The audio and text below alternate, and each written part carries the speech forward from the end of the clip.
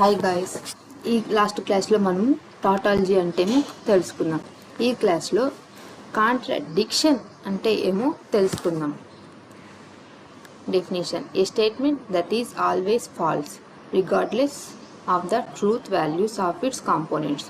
Truth values వచ్చినా ఏమొచ్చినా మనకి ఇక్కడ ఏమైపోవాలి, అది ఫాల్స్ అనేది అయిపోవాలి. సో దాన్ని కాంట్రడిక్షన్ అంటాం. ట్రూత్ టేబుల్ ఎలా ఉండాలి? All rows in the truth table result in the false. All rose అనేటివి ఏమైపోవాలి, ఫాల్స్ అనేటివి అయిపోవాలా. నెక్స్ట్ లాజికల్ ఫామ్ చూద్దాం. P and negation P. ఇప్పుడు పిలో నేను ట్రూ తీసుకున్నా, దీన్ని నెగేషన్ చేస్తే మనకేమవుతుంది, ఫాల్స్ అవుతుంది. ఓకేనా. నెక్స్ట్ దానికి ఎగ్జాంపుల్ చూద్దాం. It is raining and it is not raining. ఇది రైనింగ్ అనేది ట్రూ, దానికి మనం ఫాల్స్ ఏం రాయొచ్చు, నాట్ రైనింగ్ అనేది ఫాల్స్ అవుతుంది కదా.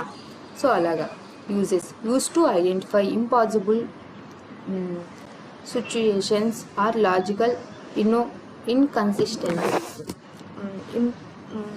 అది ఇంపాసిబుల్ సిచ్యువేషన్స్ ఏమున్నాయి, ఆర్ లాజికల్ ఇన్కన్సిస్టెంట్ సిచ్యువేషన్స్ ఏమున్నాయి అనేటివి యూజ్ చేసుకొని ఏం చెప్పుకోవచ్చు,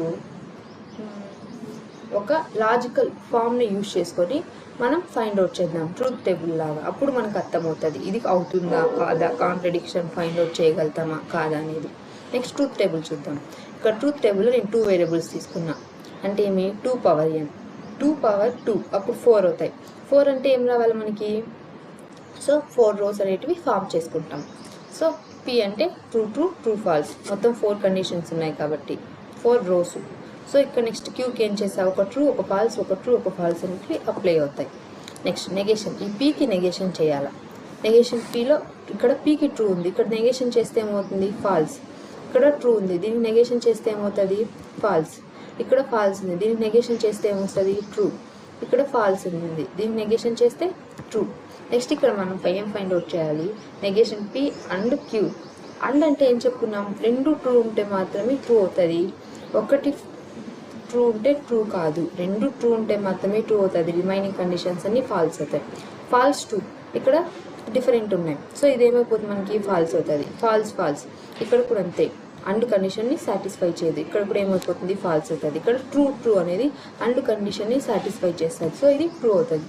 ఇక్కడ ట్రూ ఫాల్స్ ఉంది, సో ఇది అండ్ కండిషన్ని సాటిస్ఫై చేయదు, సో ఇది ఫాల్స్ అయిపోతుంది. Next Q implies P.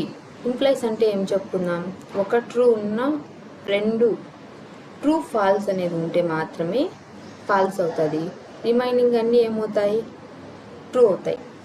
ఇప్పుడు పి క్యూ నెగేషన్ పిని చూద్దాం. క్యూ నెగేషన్ పి, ట్రూ ఉంది. ఇంప్లైస్ అంటే ఏం చెప్పుకుంటున్నాం, ట్రూ ఫాల్స్ వస్తే మాత్రమే ఫాల్స్ వస్తుంది, రిమైనింగ్ మొత్తం కూడా ట్రూ అయిపోతాయి అని చెప్పుకుంటున్నాం. ఓకేనా. చూద్దాం. క్యూ ఇంప్లైస్ పి, ఇక్కడ ట్రూ ఫాల్స్ ఉంది, సో ఇక్కడ మనం ఏం చేస్తాం, క్యూ ఇంప్లైస్ పి అంటే ఏం చెప్పుకున్నాం, కనీసం 2 సేమ్ ఉంటే మాత్రమే, ఇంప్లైస్లో ట్రూ ఫాల్స్ ఉంటే మాత్రమే ఫాల్స్ అవుతుంది, రిమైనింగ్ మొత్తం ఏమవుతుంది, ట్రూ అవుతుంది. సో ట్రూ ఉంది, ఇక్కడ మనం ఏం చేస్తాం, ఫాల్స్ ట్రూ ఉంది, సో ఇది కూడా మనకి ఏమవుతుంది, ట్రూ అవుతుంది. ఇక్కడ ట్రూ ఫాల్స్ ఉండేటి మాత్రమే ఇంప్లైస్లో ఫాల్స్ అవుతాయి, రిమైనింగ్ కండిషన్స్ అన్నీ ట్రూ అవుతాయి. ఇక్కడ ఫాల్స్ ఉంది, సో ఇది కూడా మనకి ఏమైపోతుంది, ట్రూ అవుతుంది. 1 minute guys. ఇక్కడ ఇంప్లైస్. ఓకే. నెక్స్ట్ ఇక్కడ మనం ఈ 2 ఫైండ్ అవుట్ చేసాం కదా, ఈ రెండింటికి మధ్య అండ్ ఆపరేషన్ యూజ్ చేసి ఇది మనకి కాంట్రడిక్షన్ అవుతుందా కాదా అనేది తెలుసుకుందాం. ఫాల్స్ ట్రూ ఉంది, సో మనకి అండ్ ఆపరేషన్లో ఏమి, 2 ట్రూ ఉంటే మాత్రమే ట్రూ, ఒక ట్రూ ఉన్నా కూడా అది ఒక ట్రూ ఫాల్స్, రిమైనింగ్ కండిషన్స్ అన్నీ కూడా మనకి ఫాల్స్ అవుతుంది. సో ఇక్కడ ఏముంది, ట్రూ ఫాల్స్ ఉంది కాబట్టి ఫాల్స్ అవుతుంది. అండ్ ఆపరేషన్లో 2 ట్రూ ఉంటే మాత్రమే ట్రూ అవుతుంది. నెక్స్ట్ ఇక్కడ ట్రూ ఫాల్స్ ఉంది, సో ఇది ఏమైపోతుంది, ఫాల్స్ అయిపోతుంది. నెక్స్ట్ ట్రూ ఫాల్స్ ఉంది, సో ఇది కూడా ఏమైపోతుంది, ఫాల్స్ అయిపోతుంది. నెక్స్ట్ ఇక్కడ కూడా ట్రూ ఫాల్స్ అనేది ఉంది, సో ఇది కూడా మనకి ఏమైపోతుంది, ఫాల్స్ అవుతుంది. సో లాస్ట్ ఫైనల్ ఆన్సర్ ఏమొచ్చింది? కాంట్రడిక్షన్ అయిపోయింది కదా. కాంట్రడిక్షన్ అంటే అన్నీ ఫాల్స్ కావాలి, అన్నీ ఫాల్స్ అయ్యే కండిషన్ని కాంట్రడిక్షన్ అంటాము.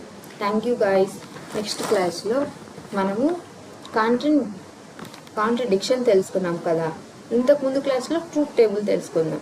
నెక్స్ట్ క్లాస్లో కంటింజెన్సీ అంటే ఏమో తెలుసుకుందాం.